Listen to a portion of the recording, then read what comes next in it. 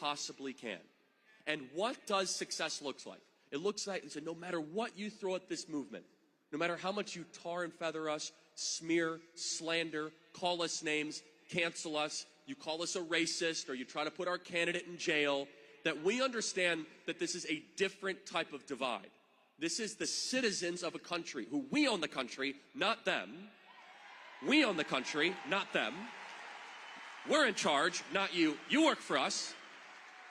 And we are going to send a message. And Donald Trump is a metaphorical, you hear that, media? A metaphorical Tomahawk missile against the D.C. ruling regime to send them a reminder, we're in charge, you're not, we're the boss, you're not. You see, the media, they're starting to really get upset and say, why is it that people are still voting Trump after all these things? It's because of all of these things that we're still voting for Trump. Because I look at a man who refuses to give up. They say, well, is this someone that you want your kids to grow up and to look up to? I say, yes, I'm going to tell my son that in the line of fire, that if you ever think as if things could ever get dark and you rise and you say, fight, fight, fight, I want my son to be like that one day. I want my kids to look up to a president that even though they take his business empire away and he's facing 7 lifetimes in prison, he keeps on fighting for you, where he has nothing to gain and everything to lose to get into the arena. There has never been a candidate in modern American history that has lost so much for something that did not benefit him, but instead put you in the room, and that is why they are so anxious and nervous. I want you to understand what's going on here. Right now, they are popping pills at Pfizer that Bobby Kennedy might run the FDA and the CDC, everybody.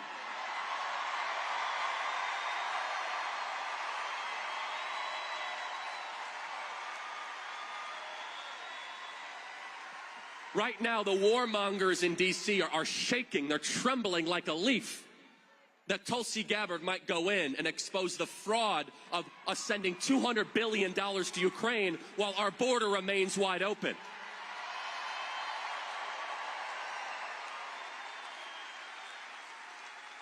The government gangsters, as Kash Patel would put it, that have robbed us blind, they're starting to get really nervous saying, is Elon Musk really going to come in and look at our budgets? Oh, you better believe Elon Musk is going to come in and look at your budgets.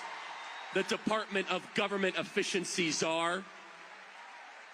And what a combo team, everybody. It is from people that have gained so much in the system and a bottom up. And the only people supporting Kamala Harris are the ones that are happy robbing more from you and covering up for their crimes. Let me say that again. The only people supporting Kamala Harris are comfortable robbing more from you and covering up for your crimes.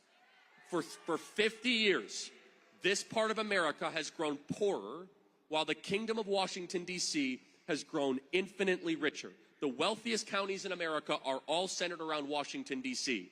And the heartland of this country and the industrial base of this country, where the muscular class built this country, have seen their jobs shipped over to China, and we got a bunch of opioids in return and piles of plastic and deteriorated neighborhoods that we no longer recognize. And in a series of events that only God could orchestrate, in a series of events that only our divine Father could put together, the most unusual set of circumstances is that a billionaire from New York had to get in the arena to tell the other billionaires that have been robbing you, the game is over, you're fired, and the American people are back in charge again.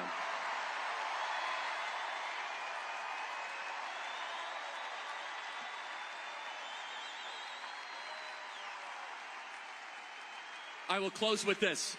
We are here in a state that is a very Christian state, a state that loves God and loves Jesus. If there was my biggest concern of this election, it is the faithful, it is the pastors that are not engaging right now in this election. We have 12 days left, and you need to lovingly challenge pastors that are silent that you have a biblical obligation to engage in this election, that you have a biblical obligation to fight evil and to exalt righteousness. For no other reason than 320,000 missing kids on our southern border right now, which is modern-day slavery, and Donald Trump will put an end to it. Donald Trump is the most pro-life president in American history, as he was responsible for the reversal of Roe versus Wade, moved the embassy to Jerusalem, and more than anything else, everybody, is on the other side. The Democrat Party supports everything that God hates. The Democrat Party is espousing the death of the unborn, the mutilation of our teenage kids, open borders, the destruction of our sovereignty, the elimination of our currency status. I believe there is a spiritual battle happening around all of us, but don't expect a spiritual victory if our own pastors do not engage.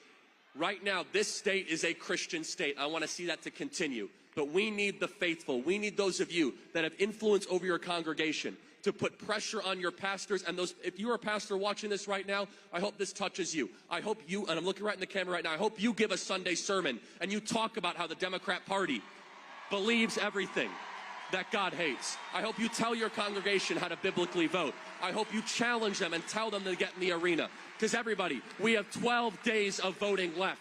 This state will determine the future of America. Go vote now. Fight evil. Get in the arena. And if we do that, on November 5th, we'll be looking at that beautiful CNN clip. Donald Trump elected the 47th president of the United States. God bless you guys. Thank you.